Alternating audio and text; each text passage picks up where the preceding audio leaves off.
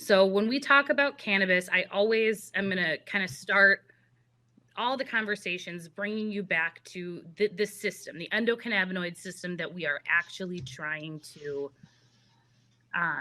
stimulate here. So here is a um, kind of an image that you can see. The endocannabinoid system is one of the largest cell signaling systems in our entire body. Basically, it's throughout our central nervous system, our bones, our immune system, and all throughout the female reproductive system. The main goal of the endocannabinoid system is homeostasis or balance. So when we use cannabis, or even if you don't use cannabis, this system is working throughout your body all the time to manage so many things, including your mood, your relaxation, your stress level, energy balance and metabolism, the regulation of the female reproductive system, and the immune system. We're going to talk about all of that today. So, it's all connected is basically, the point. And what I want you guys to think of when you're using cannabis is this system. This is really what we're working with. This is the reason why we use this plant. So it is crucial for regulating all of the basic, most necessary processes of life. John, can you move to the next slide? Thank you. Okay, so it's really important to understand that the female reproductive system and the endocannabinoid system are intricately linked.